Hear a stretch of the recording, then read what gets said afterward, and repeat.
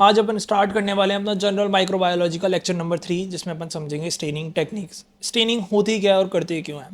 जब भी किसी माइक्रो ऑर्गेनिज्म को, जैसे बैक्टीरिया को, अपने को माइक्रोस्कोप के अंदर विजुअलाइज करना होता है, स्टडी करना होता है, तो देखने के लिए उसको स्टेन प्रोवाइड करना होता है, यानी कि उसको एक कलर प्रोवाइड करना होता है जिससे वो आसपास के सराउंडिंग से हटके ईजिली विजुअलाइज हो जाए। इतना आया समझ में। अब देखो, स्टेनिंग करने से पहले जो भी स्मेयर होता है ना, उसको अपने को फिक्स करना पड़ता है स्लाइड पे। उस प्रोसेस को बोलते हैं फिक्सेशन।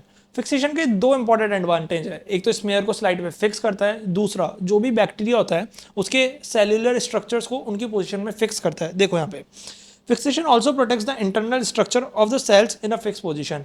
अब फिक्सेशन अपने पास दो टाइप का है, एक तो हीट फिक्सेशन और एक है मेथनॉल फिक्सेशन। हीट फिक्सेशन अपन जनरली यूज करते हैं बैक्टीरियल स्मेयर्स के लिए, और मेथनॉल फिक्सेशन अपन यूज करते हैं ब्लड स्मेयर्स के लिए। इतना आया समझ में। अब देखो, स्टेनिंग टेक्निक अपने पास दो पार्ट में डिवाइडेड है।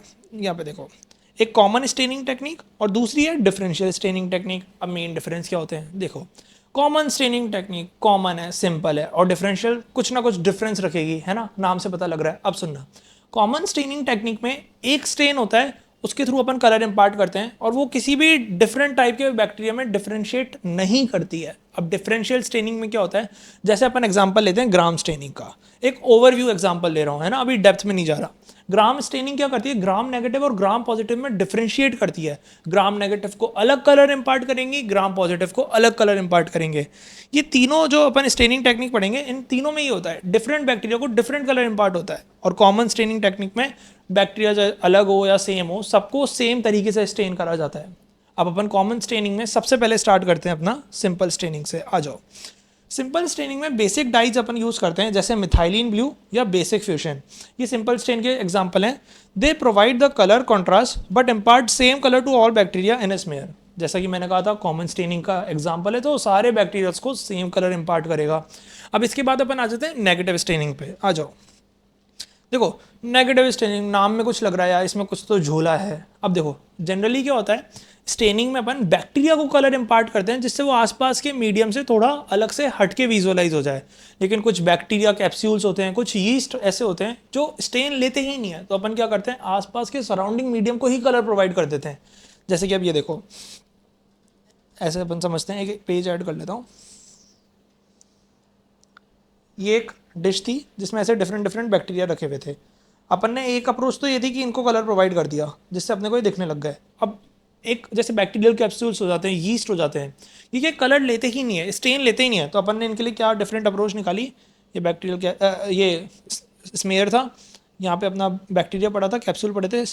अब अपन ने क्या करा, आसपास के सराउंडिंग मीडियम को स्टेन कर दिया ऐसे।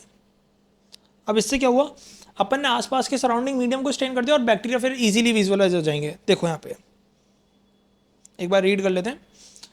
अ drop of bacterial suspension is mix with dyes. अब इसमें कौन सी डाइज यूज करते हैं अपन, India ink and nigrosin. The background get stained black, जो बैकग्राउंड होता है उसको अपन ब्लैक स्टेन कर देते हैं, और कलरलेस रहते हैं अपने जो बैक्टीरियल स्पोर्स होते हैं और यीस्ट होते हैं। Whereas unstained bacterial yeast and capsule stand out in contrast. Contrast create हो गया जिससे अपन उनको visualize कर लेंगे. This is very useful in demonstration of bacterial yeast capsule which do not take up simple stains. Simple सा बता दिया। अब आगे चलते हैं इम्प्रेगनेशन मेथड।